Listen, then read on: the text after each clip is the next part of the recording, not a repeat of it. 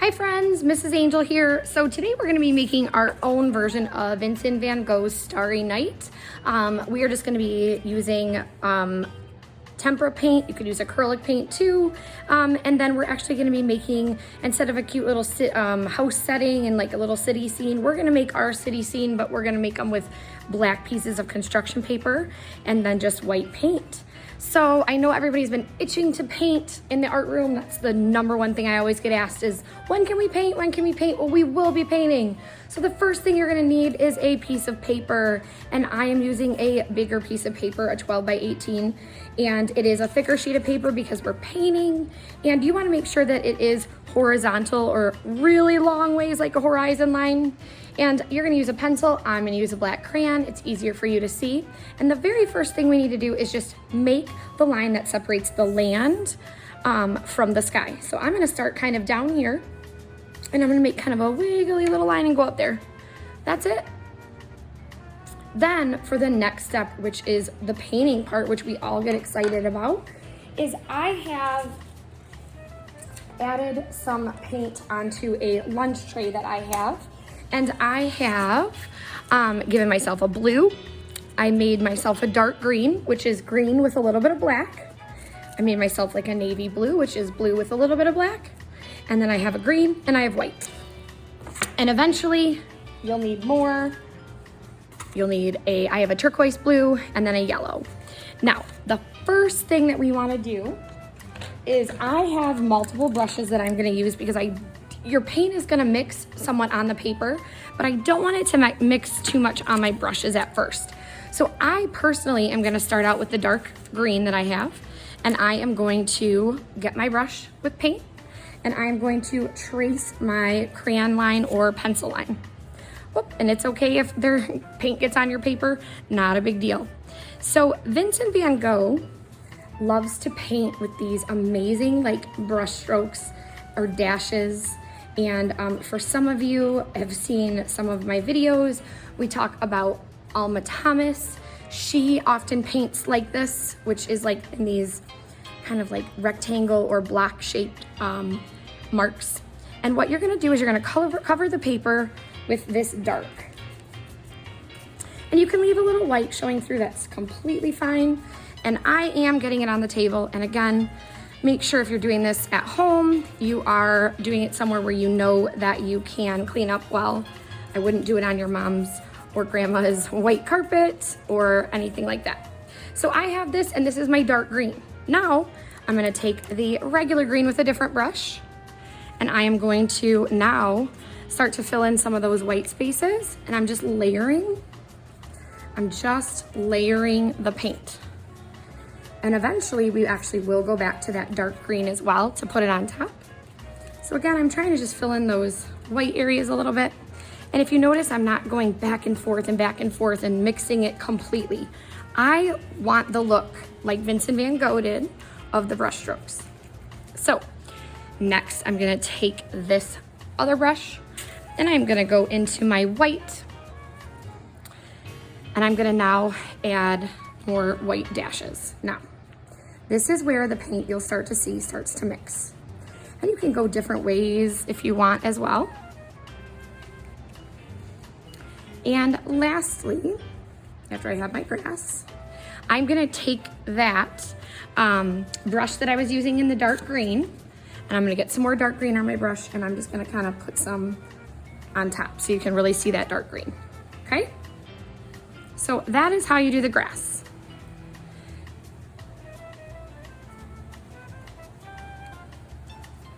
If you want, you could also add a little bit of yellow in there, or you could just keep it as is.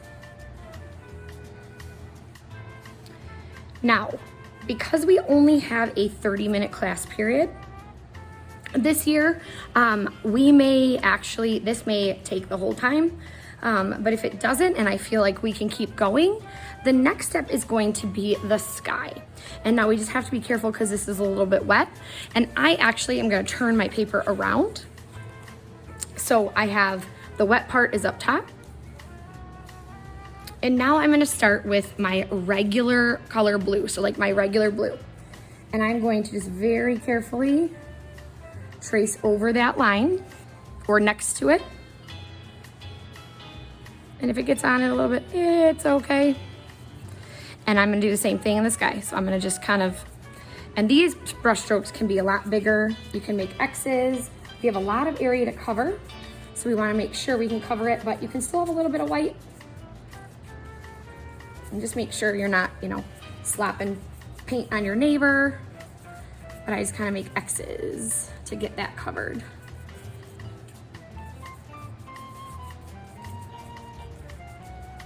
Okay, so now I have the dark blue. Again, I'm gonna put my brush down because I am gonna need that for later.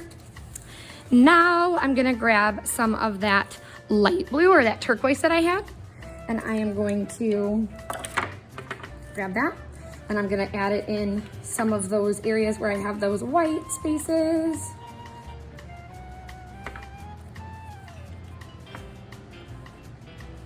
Because what we are gonna do, and usually we wait, and we have to wait until this part's dry. When this is all dry, is we will add in some of those amazing dotted stars and swirls. And you have to make sure it's dry because it won't work if it's still wet. All the colors will mix together. And next, if I would like to add a little more, I have that navy blue. I can take my brush and I can just add a little bit of the navy. It doesn't show up as good as I was hoping, but just adds another layer.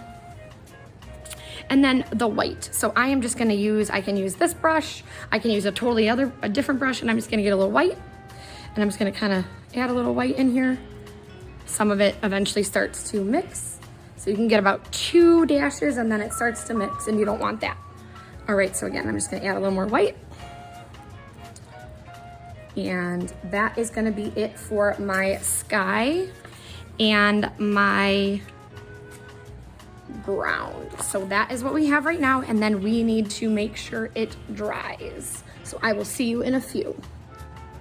Now, for the sake of this video, it's not completely dry, but I was able to get most of it dry. So now we're gonna start with these amazing swirls kind of in the sky. And I have white on my tray, and I have yellow with a little bit of white. Because when I do the yellow, it doesn't usually show up. So it's like a swirl, but it's like a dashed line. So I start kind of from one direction, and I just make dashes. And then now I'm gonna start to swirl them in the sky. I'm gonna start to kind of make it come in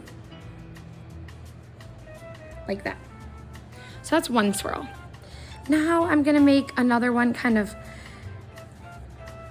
coming in from down here.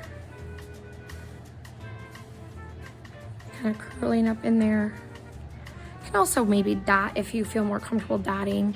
Again, I'm gonna make one come in from here.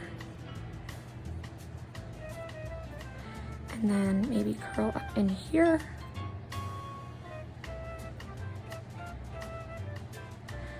And then maybe I'll do a little one right here.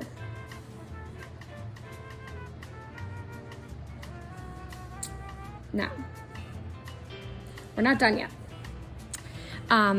In the corner of your paper, probably the right-hand corner, because in the Starry Night done by Vincent van Gogh, he has like the big tree here and then the building down here. So in keeping with that, I might put my moon in the top right corners, which is right over here. And you can choose to do either yellow or white.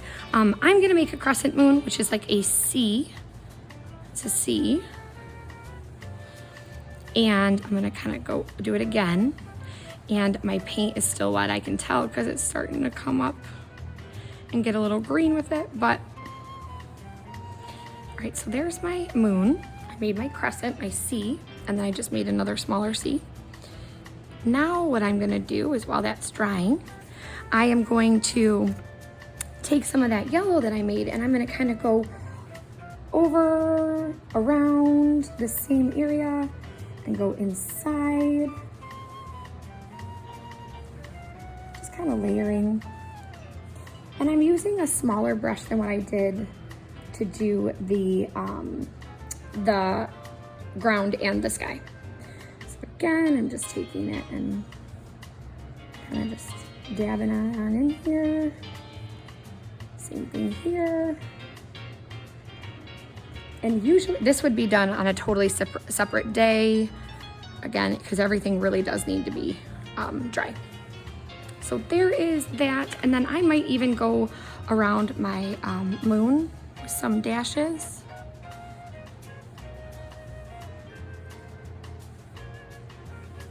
Just kind of dab around it or dash. And then I might even one more time go in here and get a little more white in my stars. These are like swirling stars, swirls in the sky. Now, once we have this, and this is again dried, we are then going to add the details of the tree, which I would have pre-cut for the kiddos, or my older kids could probably draw their own. And then I'll have a bunch of shapes that the kids can choose from for their city. All right, so what I would have out is a bunch of different shapes and sizes of rectangles, houses, shape type things. And I would have the kiddos pick 3 or 4, and then I would have them pick a tree form. And the tree forms would probably all look very similar. And then they would need a tiny bit of black and white paint. And I would suggest them not painting on top of the paper. So I wouldn't have them put these down on there, glue them down, and then start painting. Because often if they make a mistake, and it's already glued down, they might want to rip it up and it's gonna rip the paper. So I would on either a separate day, this shouldn't take too long, I would have them write their name on the back, and then we would do the painting part. And all I'm gonna do on the tree is I'm just gonna make little brush strokes kind of going up with black. Maybe you wanna do black paper with brown, little lines. Now you might want to add a little white to the brown just so that it shows up a little bit better, but I would do something like this and just kind of, you don't need a ton of paint, just kind of go up, and then I would let that be, so that would need to dry. And then for my buildings, I would then start with some sort of a door, and I'm using the white paint and a different brush, and I would just make my little rectangle. And then from there, I would just make some kind of windows by just using the width of the brush. And again, it doesn't have to be perfect. All right, so we're gonna continue making our building windows. And I'm just using, again, the white paint, just dabbing it along.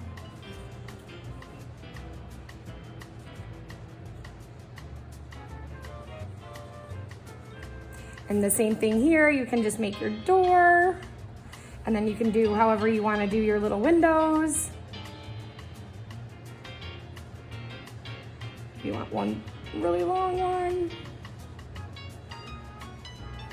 And then again, you can do all these. So after you're done doing your windows for your buildings, you'd let everything dry, and then you would just glue it on to your paper, however you wanted to organize it.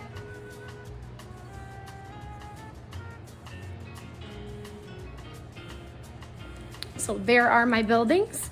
And then what I would do is I would then glue it. I think of kind of how I wanted to organize it. And again, you would wait until these were dry, but for the sake of the video, I just want to show you kind of how I would maybe place some things out. Maybe I have too many buildings. Maybe I want them to kind of overlap a little bit. So you can just go ahead and do something like that.